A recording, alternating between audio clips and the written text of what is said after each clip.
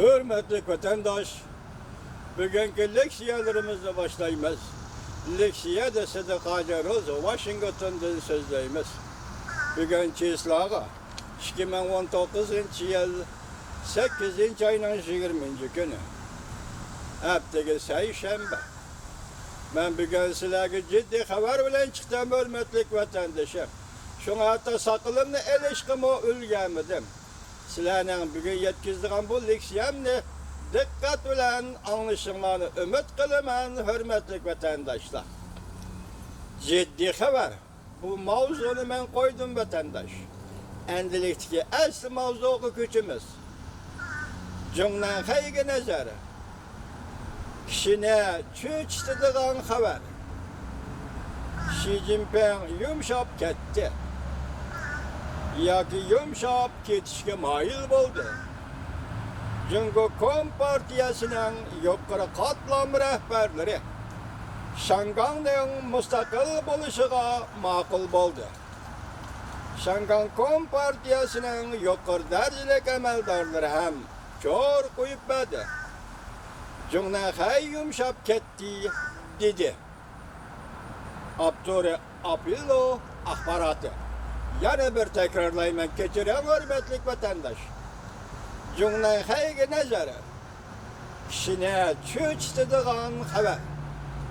Xi Jinping yumshab ketdi yoki yumshab ketishga moyil bo'ldi. Jungo Kompartiyasining yuqori qatlam rahbarlari Shanganning mustaqil bo'lishiga ma'qul bo'ldi. Shangan Kompartiyasining yuqori darajali amaldorlari ham ko'r qo'yib berdi. Jungnay yumshab ketdi dedi. Abdurre Apillo axboroti. Qiziq nuqtalarni chekish. Jungo iqtisodi, tarixiy sirlarni yeshish, cheklangan xabarlarni oshkorlash. 8. ayning 19. kuni yotib. Yana bir xabar. Shangan vaziyati daryo to'lqinidek birining kaynidan biri ulinib davomlashyapti. Xalqlik damlada Beijing xalq ra'yini davomli xato mo'ljallanmasligi lozim. 8. ayning 20. kuni David orbiti. Yana bir xabar. Xi Jinping g'arbiy yo'nalish armiyasining xotirjamligiga ehtirom bildirdi. Mavzuli xabar 8. ayning 20. kuni David orbitida e'lon qilindi. Yana bir xabar. BDH yig'indan keyin Xi Jinping Gansuda paydo bo'ldi. Ko'zdan kechirdi. Mavzuli xabar 8. ayning 19. kuni David orbitida e'lon qilindi. Beijing Shenzhen shahrini Shanganning Hong Kongning o'rniga qo'yishga tayyorlik qilyapti. Mavzuli xabar 8. ayning 19. kuni David orbitida e'lon qilindi. Bepayon yana bir xabar. Bepayon qumloqishidagi madaniyat iznolari önkürlerine ve cayuvennin manzarasını kezdin keçirdi. Mavzuli xabar 8. ayning mavzuli suratli xabar 8. ayning 19. kuni David orbitida e'lon qilindi. Xabar bundoq boshlandi.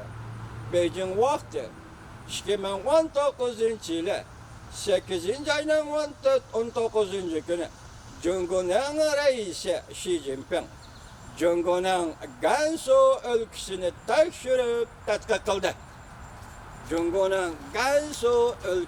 tekshirib tadqiq qildi. Mogoyo va Jayugwanni ziyorat qildi. Bu ishga o'rindagi manzillarni ko'rib boqayli. Bepayon qumliqdagi madaniyat iznolarini ko'rib boqayli dedi rais Xi Jinping. Endi muhokamamizga başlaymiz hurmatli vatandosh. Jungnayga nazar. Jungnayning rahbarlari Kommunistik partiyaning yuqori qatlam rahbarlari Shanganning mustaqil bo'lishiga ma'qul bo'ldi. Şangan Kompartiyasının yukarı derecelik emeldarları hem kör koyup verdi. Cüngnen hay yumuşap gitti dedi. Abdullu ahbarat. Doğru. Eğer haberinin muşu derecede buluşunu bile Allah'tan dileyimiz. Şundak olsa, yol şundak olsa, karar şundak olsa Allah'tan dileyimiz. Men muşu münasibette, muşu vakit münasibeti diye ki muşu vakitka münasibetlik muşu haberler doğrusu da birinci bulup Amerika Koşmuş Ştatlarının Prezidenti Trump efendini yaşasın değil. İkinci bulup Amerika Koşmuş Ştatlarının Prezidenti Trump efendinin hükümetini yaşasın deymen. Üçüncü bulup bana rahmet eytimen. Amerika halkı rahmet eytimen. Ben çünkü bunda haberden oturuğu çıkışını, bunda hareketke taşlangan kademni Amerika'nın taşkı siyasetinden, bulupma Prezident Trump'nın taşkı siyasetinden ve devletki çünkü Amerika münasibetinin kaysi dereceye kelgelliğinden ibaret muşundak. Tehi düşengili olmaydıgan, lekin sezgileri his kılıdgan. Muşundak beytlerdi Amerika Koşmuş Ştatlarının taşkı siyasetinden pehirlenimiz. Hürmet bilen bu siyasetke ve bu siyaseti belgeleyen Prezident Trump'a Allah'tan ömür dileyimiz efendiler. Eğer cümle aldığınki şartlık cümle eğer bilen başlıyordu, eğer cümle muşunda kararı kegen bolsa, cümlenin yukarı katlam rehberleri, Reis Xi Jinping'in Şangan'ın müstakil buluşuğu makul bulgan bolsa, muşu münasibetle biz hem Reis Xi Jinping'e rahmet eytimiz. Reis Xi Jinping'in merkezi komitetiga rahmet eytimiz. Lekin muşu cümlenin kaynidirlar. Reis Xi Jinping'e şundak iltimas kılımız ki ve şundak ümit bilen fikir kılımız ki ağzının özüde Reis Xi Jinping umuma buyruk çıkarıp müstemlik Uyguristan'daki yığıveliş lagerini bekar kılısız. Bu gül üstüge gül kel türgendek buludu. Yumşap ketişinin üstüge yumşap ketkellik buludu. Meselelerini tinç yolu bilen, sözleşiş bilen, diyalog bilen hal kılıştığın bir kadım üşüyadım başladı. Ben tünügün ki leksiyem dedim. En ahır kışki hepti dedi. Hoşiciyi şundak dedim. Yarışarı vakit gezeti şundak dedi.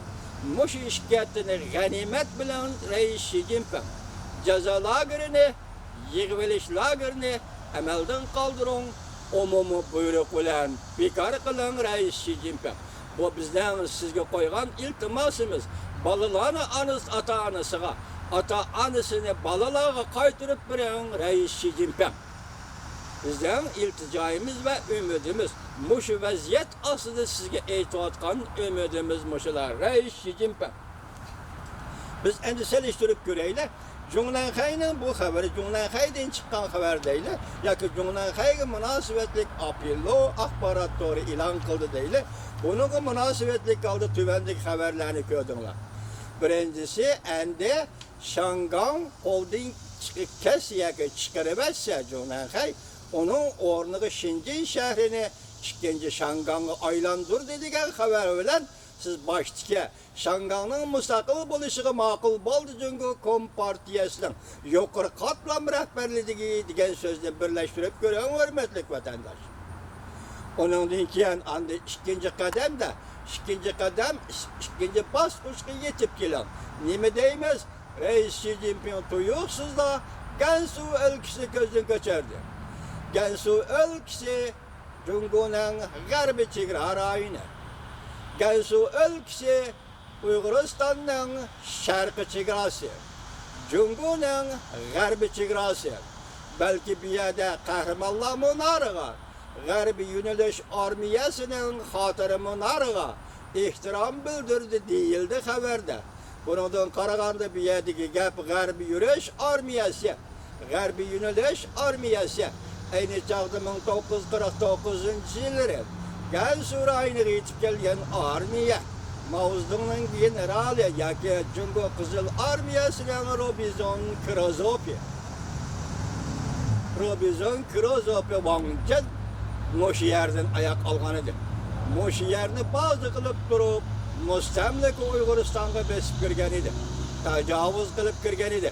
Demak, Xi Jinping bugun BDH yig'inidan keyinla Shangang to'g'risi yuqoridagi maqsad va fikrlarga kelib bo'libla yoki kelishdan avval Gansu o'lkasini ko'zdan kechir degan gap, bu yerdagi chegara rayonini ko'zdan kechir degan gap.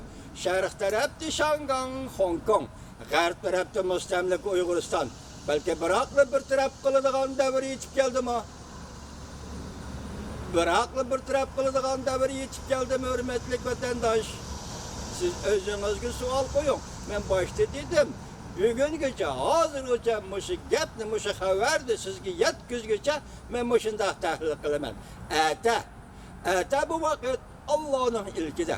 Biz burunqilari siz bilan so'zlashib keldik, fikrlashib keldik, dialoglashib keldik, muhokama qilib keldik. Vaziyat bugun mana mushu yerga yetdi. Shundaqda nima dedik? Hozir boshlaysingizni bormi? Markaziy komitetning yoki Jungo Kompartiyasining yuqori darajalik amaldorlari hozir Shangangning mustaqil bo'lishiga yo'l qo'ydi. Otilib qarayli. 6-oyning 26-27 kuni Yaponiya Osakada ochilgan yig'inda o'tirib qo'yilgan masala. Masalan, Shinzo Abe vazir Yaponiyaning o'tirib qo'ygan masala Shangang masalasi, Uyg'uriston ya'ni Xinjiang masalasi edi. Endi biz bir oy o'tmayla Prezident Trumpning Shangang masalasiga qanday ifoda bildirganligini ko'rib keldik, hurmatli vatandosh. Ben sizlarga so'zlab keldim bir oy ichida. Endi u vaqtida Osaka yig'inida o'tirib qo'yildimi, qo'yilmadimi degan savolni keyingi vaqtlarda qo'yib yurishdan hech qanday ahamiyati qolmadi. Yaqingacha Prezident Trump Shangang to'g'risida 4 qatim, 5 qatimda ifoda bildirdi. Yani ifoda bildirdi. Endi vaqt qilganmidim. Yani ifoda bildirganda ma'lum Prezident Mike Pence tunigillarni so'zladi. Uni ulguramadim. Ciddi xabar deb mashina elib chiqib sizlarga yetkazdim, sizlarga yetkazdim. Diqqat, Jungo Kompartiyasining yuqori qatlam rahbarligi Shangangning mustaqil bo'lishiga yo'l qo'ydi. Rais Xi Jinping dal mushu navbatda mushaqatin Gansu chegara rayonini, ya'ni Mavzuning kitobida eg'izga elingan Gansu Ningxia chegara rayoni. Chegara rayoni degan chegara rayoni balki